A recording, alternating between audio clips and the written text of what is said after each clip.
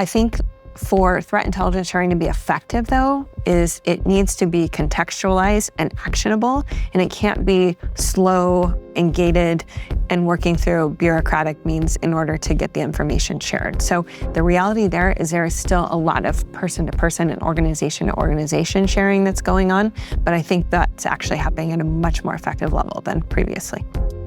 The Russia-Ukraine invasion really was a catalyst for a lot of that. And that's not to say that there wasn't great information sharing going on before, because there was. But when it actually came time to say, wow, okay, there are people's lives we need to protect here, I think a lot of those barriers broke down.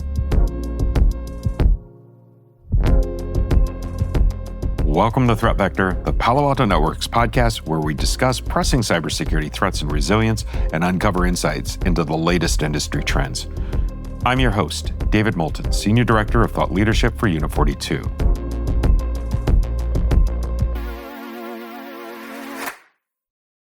Today I'm speaking with Wendi Whitmore, Chief Security Intelligence Officer at Palo Alto Networks.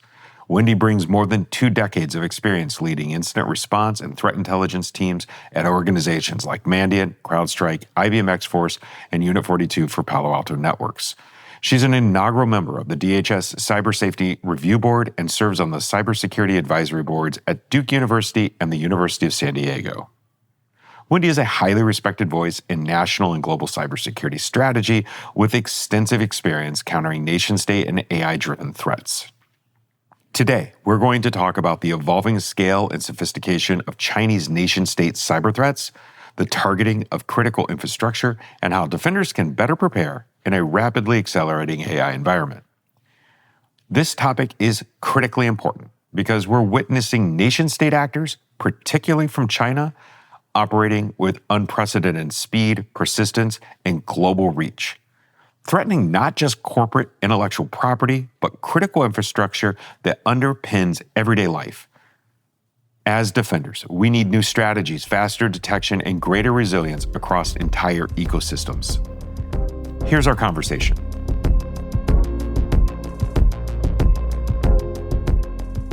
Wendi, welcome back to Threat Vector. Good to see you again. Thanks, David. Happy to be here. Great to see you. I know that you've been busy lately. Congrats on the new role. Thank you. And you've been on panels even today. And I wanted to get into some of the conversations that you've been having, talking about some of the Chinese threat actors and some of the tactics and behaviors that you're seeing. Yeah, well, I think first of all, it's a busy week, right? A lot of hot topics going on here at RSA. And China as a nation-state threat actor is certainly one of those that I think is at the top of everyone's list. So we had the opportunity to cover various typhoon actors, what we're seeing, and then really the broader spectrum of Chinese nation-state cyber threat activity. So I think it's fair to say, so I've been conducting investigations in this space, specifically towards nation-state actors for almost 25 years. It's been a minute, it's a while. And we have never seen before during that time frame this scale of persistent threat activity that we're seeing today from Chinese nation-state threat actors. So hands down, bar none, that is the reality today. And I think that what makes it a little different than what we've seen before is their ability to operate and collect information and data at scale, whether it's from critical infrastructure entities, whether it's for corporate espionage purposes, whether it's simply data collections to be used for a later time. And so that's concerning, and that's certainly at the top of everyone's mind. Some examples of that are like we see CVEs being exploited at scale to a degree that we have not seen before. We're looking at within hours, in some cases minutes, in mass vulnerabilities being identified, and then systems and applications and services being identified for future exploitation. So that's a concern, whether you're a critical infrastructure operator or you're running a technology organization, that those continue to be extremely pervasive. I think another example of the scale we're seeing, when you look at government espionage, within the United States, we talk a lot about threats to the United States. But the reality is, if you're an ally of the Chinese government, you're just as likely to be impacted by espionage as people who are not on the top of that ally list. So last year, we released research about 23 different government organizations in Cambodia being compromised at nearly the same time. So we're looking at whole of government scale operations, and then specifically related to China and Taiwan, right? We're seeing any business entities, government organizations that are operating within the South China Sea. Europe in particular has 40% of its trade moving through the South China Sea. So at any time, that's a concern in terms of just the discussions that are at the forefront of everyone's mind related to trade negotiations and international trade policy, and how are countries going to be reacting to that. All of it's super intertwined. So that's definitely at the top of the list in terms of concerns. Wendi, that sounds incredibly concerning. What are some of the implications of the outdated OT systems, those with remote access? How are those systems playing into some of the cases that you're looking into? Well, I think the biggest concern there is that in many cases, industrial control systems and OT environments were not designed with security in mind. They were designed with uptime and availability as their primary goal. And so that means security is oftentimes bolted on after the fact. So now you have legacy systems, which in many cases are end of life. They're not able to be patched, and they're critical to making sure manufacturing environments are running correctly, as well as other types of environments that are leveraging that technology. So we see this not only in ICS environments, but we see it even in corporate IT environments where attackers are specifically going to devices at the edge that don't have the same types of endpoint protection in place in order to compromise those and leverage them as the way into the environment. So that continues to be really a major concern and an area that will likely continue to be for some time moving forward. We talked about this on the panel I was on about the idea of rethinking air gapping and whether that's really an effective security strategy, because unfortunately we all know that people are at the heart of getting security done, and what you have is administrators who have already a tough job to do. They're pulled in a million different directions, and so what happens? They tend to reuse passwords both within the corporate IT environment as well as within the industrial control systems environments, and those oftentimes are a big target from these attackers. I think, though, that one of the bigger issues is just a need for a cultural mindset shift. So we're working with an organization that we're responding to a breach at, and it has a number of OT environments as well as our corporate IT environment. And in the wake of the breach, those executives and the security teams realized, wow, okay, we really need to rethink the entire way that we approach security. The way we've been doing it isn't going to be effective moving forward in terms of being able to have insight and visibility at the edge within the OT environment. They realize the criticality of it, but unfortunately for them, they realize that after the fact and after a breach, we want more organizations to be thinking of this proactively and be looking at how they can implement really zero trust principles within those OT environments. Yeah, you reminded me of sitting across from my doctor a couple years ago, and he was telling me it's time for some blood pressure medicine, and it was after the fact that I got the message, and it would have been better had I started running, maybe cut down on the salt and the caffeine.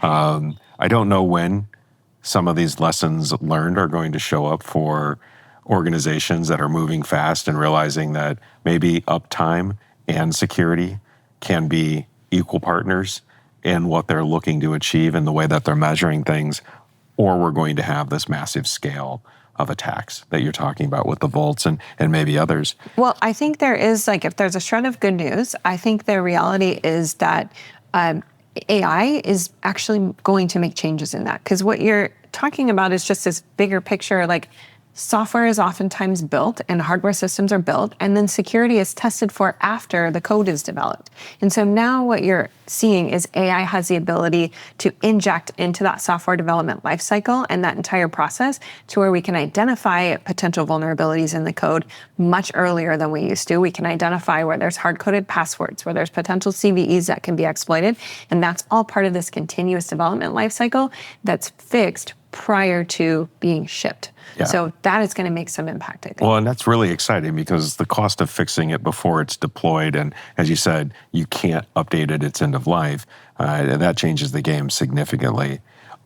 Maybe there's some other wins that we can talk about, and I'd want to focus on defenders, where they're finding some success. Can you talk about what's working well maybe with threat detection and intel sharing? I do think intel sharing is happening more effectively than ever before. And I'll provide two cases for that, two use cases. So one, in the panel I was on yesterday, we talked specifically about the intelligence sharing that goes on between the threat detection teams at Microsoft and our intelligence teams within Unit 42 and larger Palo Alto Networks. That's an ongoing dialogue. People are in Slack channels together, they're on the phone together on a daily basis, sharing information in real time. So I think for threat intelligence sharing to be effective, though, is it needs to be contextualized and actionable, and it can't be slow and gated and working through bureaucratic means in order to get the information shared. So the reality there is still a lot of person-to-person and organization-to-organization sharing that's going on, but I think that's actually happening at a much more effective level than previously. What's allowing it to be getting better? Like, what are the cultural things? What are the shifts, the policy changes? Yeah, I think culturally, my perspective is that the Russia-Ukraine invasion really was a catalyst for a lot of that. And that's not to say that there wasn't great information sharing going on before, because there was. But when it actually came time to say, wow, okay, there are people's lives we need to protect here, I think a lot of those barriers broke down between competitors in particular. So when you look at the intelligence dialogue that's going on between all of these organizations that traditionally compete to sell products, to sell services, I think that barrier has really decreased.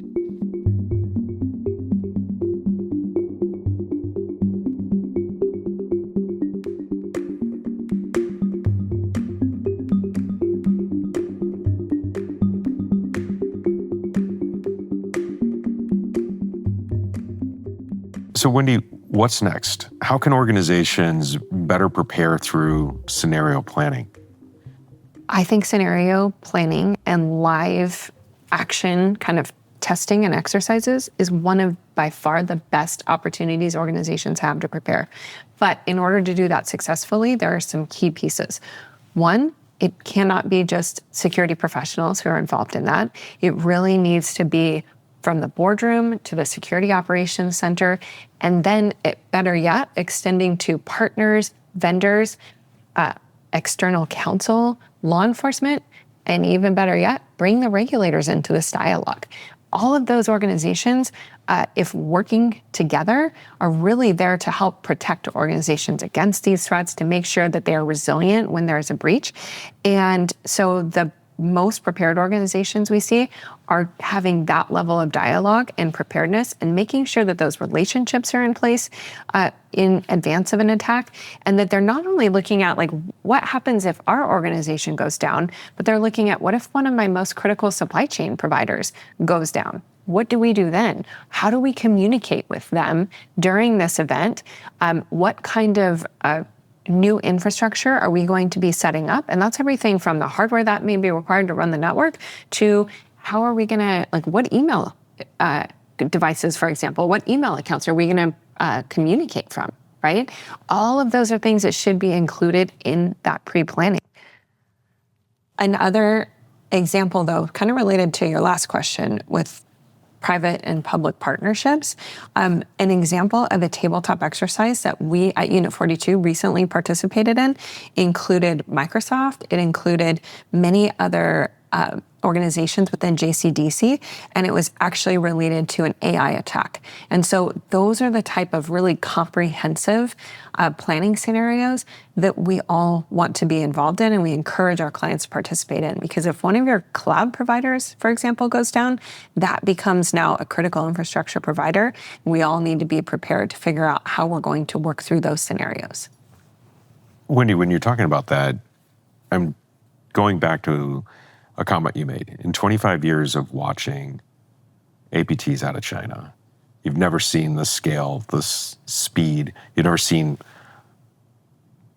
that type type of volume of attack?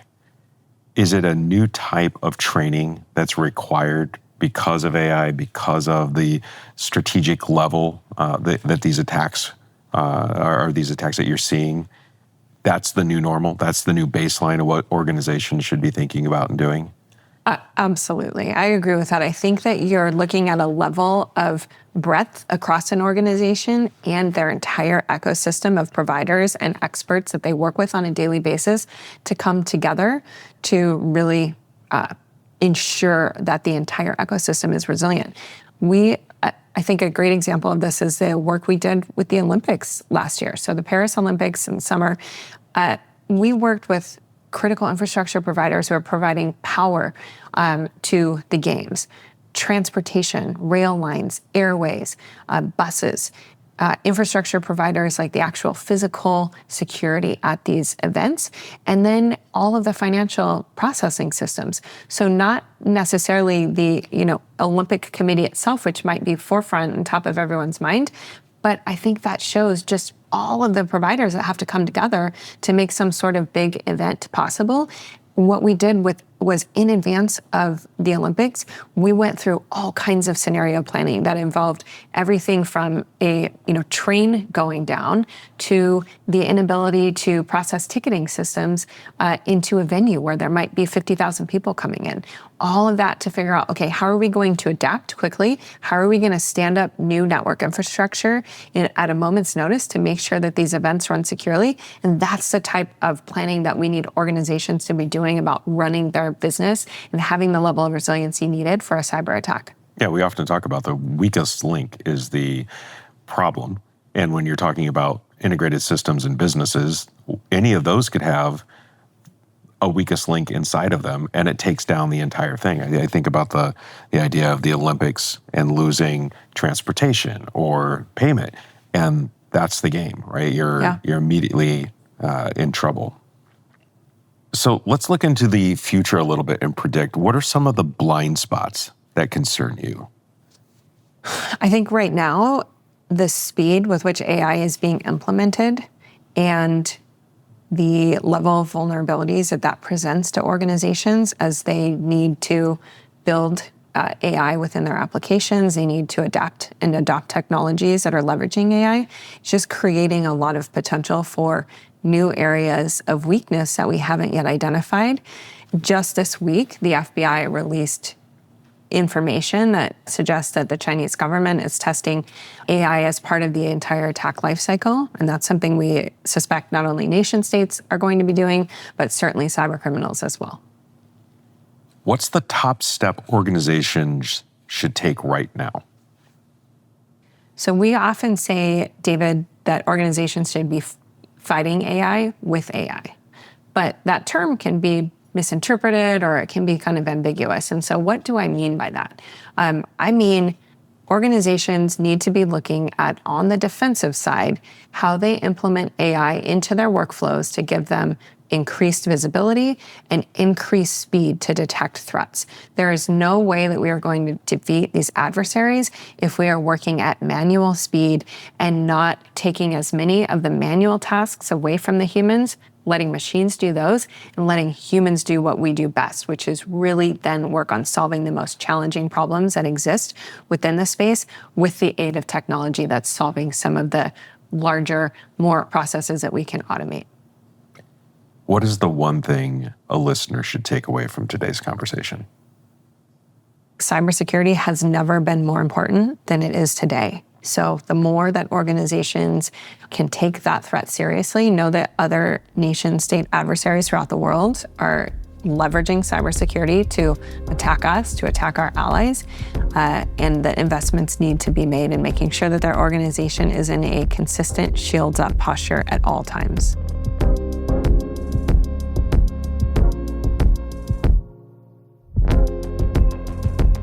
Wendi, thanks for a great conversation today. I really appreciate you spending the time, sharing the insights, talking about public-private, talking about some of the things that you're seeing that are going on with nation-state cyber threats. We'll look forward to having you back on Threat Vector as soon as you're ready. Awesome. Thank you, David. That's it for today. If you've liked what you heard, please subscribe wherever you listen and leave us your review on Apple Podcasts or Spotify. Those reviews really do help me understand what you want to hear about. If you want to reach out to me directly about the show, email me at threatvector@paloaltonetworks.com. I want to thank our executive producer, Michael Heller, our content and production teams, which include Kenny Miller, Joe Benacourt, and Virginia Tran. Elliot Peltzman edits the show and mixes the audio. We'll be back next week. Until then, stay secure, stay vigilant. Goodbye for now.